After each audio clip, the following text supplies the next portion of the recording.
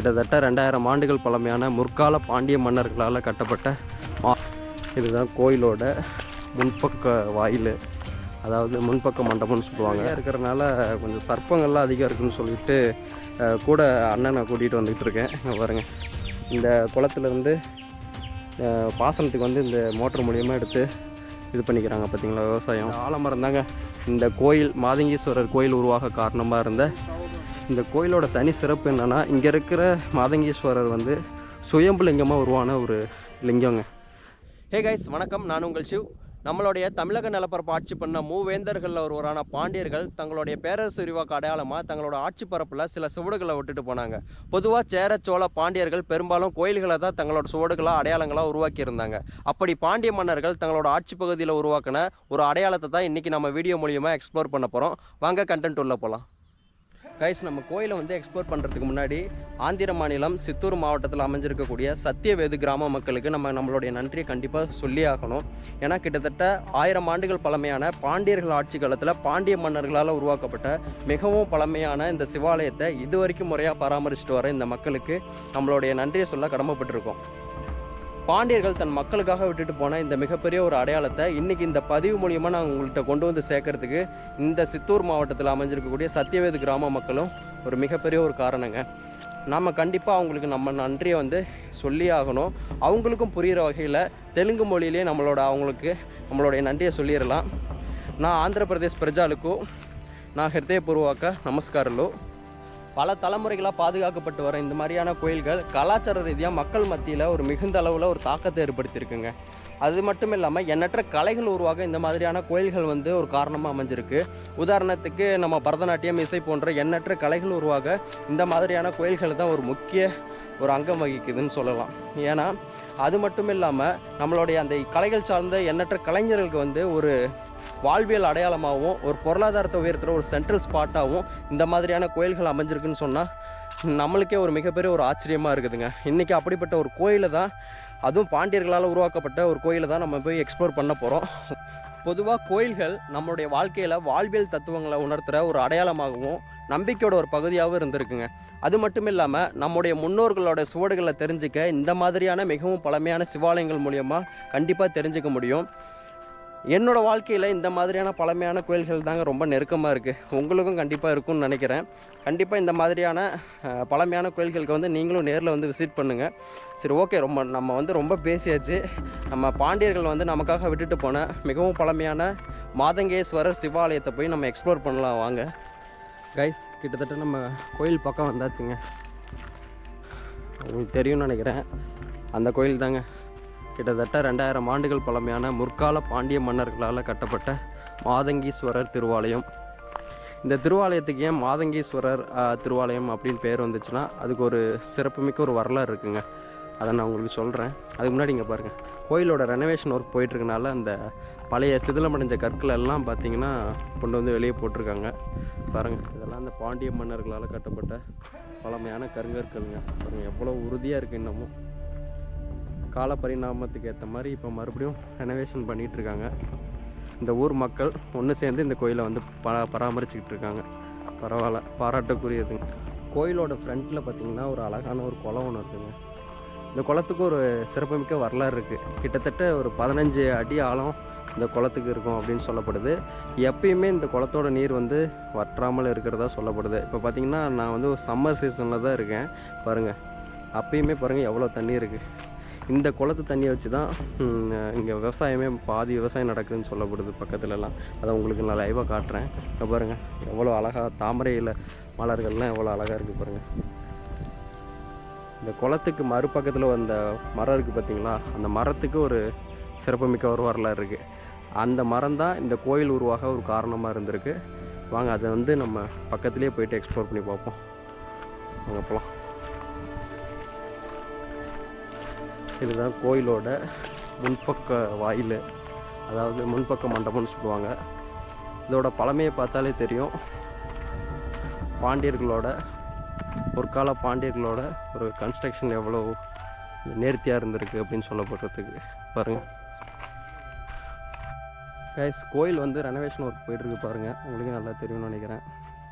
இந்த இடத்துலலாம் கொஞ்சம் வயல்வெளியாக இருக்கிறனால கொஞ்சம் சர்ப்பங்கள்லாம் அதிகம் இருக்குதுன்னு சொல்லிட்டு கூட அண்ணனை கூட்டிகிட்டு வந்துக்கிட்டு இருக்கேன். இங்கே பாருங்கள். ஓகே, கிட்டத்தட்ட வந்தாச்சுங்க. இந்த கோயில் உருவாக காரணமாக இருந்த ஒரு ஆலமரம். இங்கே பாருங்கள். இந்த குளத்துலேருந்து பாசனத்துக்கு வந்து இந்த மோட்டர் மூலியமாக எடுத்து இது பண்ணிக்கிறாங்க பார்த்தீங்களா. விவசாயம் அருமையான ஒரு இது.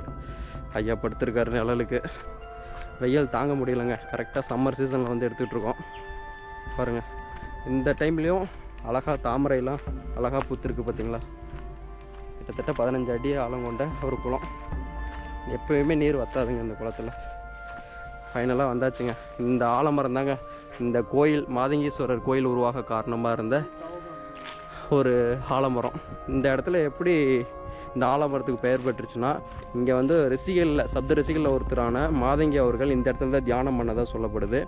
அவர்களால் பிரதிஷ்டை செய்யப்பட்டது தான் இன்றைக்கி நம்ம எக்ஸ்ப்ளோர் பண்ண போகிற மாதங்கேஸ்வரர் சிவாலயம். அந்த ஆலயம் தான் பாருங்கள். ரெனோவேஷன் ஒர்க் போயிட்டுருக்கு. வாங்க நெக்ஸ்ட்டு நம்ம அதை போய் எக்ஸ்ப்ளோர் பண்ணலாம். பாருங்கள், இந்த இடம் தாங்க எவ்வளோ வரலாற்று சிறப்பு மிக்க ஒரு புனிதமான ஒரு இடமா இருந்திருக்கும். கிட்டத்தட்ட எத்தனை 3000 ஆண்டுகள் மேலே இருக்கும். அவரெல்லாம் சப்தரிசிகள்லாம் வாழ்ந்த காலங்கள். அதுக்கப்புறம் வந்த நம்ம மன்னர்கள்லாம் இந்த கோயில்கள்லாம் பராமரித்து நிர்வாகம் பண்ணியிருக்காங்க. அற்புதமான ஒரு இடங்க. இந்த மரம் பாருங்கள், அப்பையிலேருந்து இருக்குது. இந்த சப்த ரிஷிகள் தியானம் பண்ண இடம். இந்த மரம் மட்டும்தான் சாட்சியாக இப்போ இருக்குது. அந்த சின்ன ஒற்றை கல் தான். அற்புதமான ஒரு அமைதியான ஒரு இடங்க. சூப்பராக இருக்குது பாருங்கள். சரி, ஓகே, நம்ம அடுத்தது போய்ட்டு நம்ம கோயிலை போய் எக்ஸ்ப்ளோர் பண்ணலாம். வாங்க கைஸ், கோயில் பக்கம் வந்தாச்சுங்க. கோயில் வந்து ரெனோவேஷன் ஒர்க் போயிட்டுருக்கு பாருங்கள். உங்களுக்கே தெரியும்னு நினைக்கிறேன். இந்த ஊர் மக்கள் எல்லாருமே சேர்ந்து தாங்க இந்த கோயிலை வந்து புனரமைச்சிக்கிட்டு இருக்காங்க. இந்த கோயில் வந்து தமிழ்நாட்டை சேராது, ஆந்திர மாநிலம் சித்தூர் மாவட்டத்தில் சேரும் இந்த கோயில். பாருங்கள், இதெல்லாம் வந்து சுற்றுச்சுவராக இருந்திருக்கு. இதுதாங்க முகப்பு மண்டபம், முன்பக்க மண்டபம். பார்த்தீங்களா, உங்களுக்கு நல்லா வியூ காட்டுறேன் பாருங்கள். இந்த மண்டபம் தாங்க முற்கால பாண்டியர்களோட ஒரு பழமையான ஒரு ஆர்கிடெக்டை வந்து எடுத்து உரைக்குது. இந்த மண்டபம் மட்டும்தான் இப்போ சாட்சியாக இருக்குது பாருங்கள். ஃபுல்லாக செடிகள் முளைச்சி ரொம்ப ஒரு சிதிலம் அடைஞ்சிருக்கு. பரவாயில்ல, இன்னும் கொஞ்ச நாளில் இதுவுமே ஒரு நல்ல ஒரு ஆர்கிடெக்டோட ஒரு நல்ல மண்டபமாக கட்டிடுவாங்க.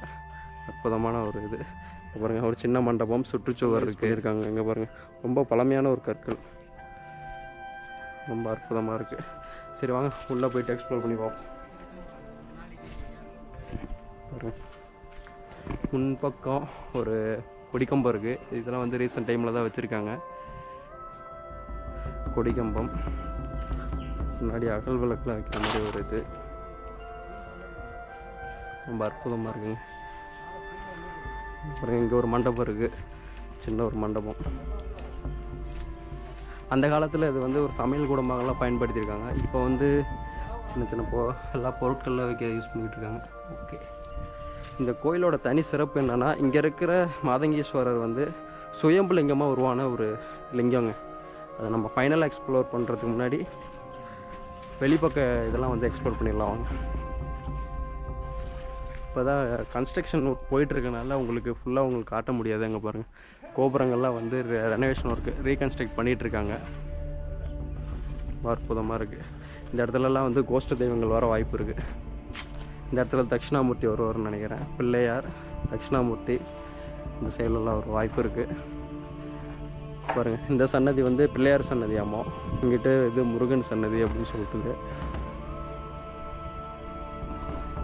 பாருங்கள். இங்கே வந்து அம்பாள் சன்னதி இல்லை அல்லது இல்லை காசி விஸ்வநாதர் சன்னதின்னு சொல்லப்படுது இந்த சன்னதி.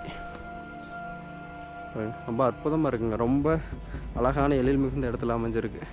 பாண்டியர்களுக்கான ஒரு கட்டிடக்கலை அமைப்போட மறுபடியும் இது ரீகன்ஸ்ட்ரக்ட் ஆகிட்டு இருக்கிறது ரொம்ப பெருமையாக இருக்குது. இங்கே பாருங்கள், அவங்களுக்கு ஃபுல்லாக இன்னொரு தடவை கோயில் ஃபுல்லாக ரெனோவேஷன் ஒர்க் முடிஞ்சோன்னா உங்களுக்கு வந்து நான் காட்டுறேன். ரொம்ப அற்புதமாக இருக்குங்க. பாருங்கள், இதுதான் நாகலிங்க மரம். உங்களுக்கு தெரியும்னு நினைக்கிறேன். எவ்வளோ அழகாக இருக்குது பாருங்கள். வந்து ராகு பகவான் நாகசர்ப்பத்தோடு இருக்கார். ஓகே வாங்க, இது வந்து அம்பாள் சன்னதிங்க. நம்ம வந்து நாமக்கல்லில் பார்த்த காசி விஸ்வநாதர் ஆலயத்தோட அதே ஆர்கிடெக்ட் மாடலாக இருக்குது பார்த்தீங்களா. அதுதான் பாண்டியர்களோட கட்டிடக்கலைக்கு இது ஒரு சிறந்த உதாரணம். சுற்றியும் காடுகள் தாங்க. பாருங்க, ரொம்ப அற்புதமாக இருக்குது. இதுதான் வந்து காலபைரவர் சன்னதி இங்கே வரப்போகிறது. கொஞ்ச நாளில் காலபைரவரில் இங்கே வச்சு பிரதிஷ்டை பண்ணிவிடுவாங்க. ஓகே ஓகே, ஃபைனலாக நம்ம போயிட்டு சுயம்பு லிங்கமாக உருவான மாதங்கீஸ்வரரை போயிட்டு தரிசனம் பண்ணிடலாம் வாங்க.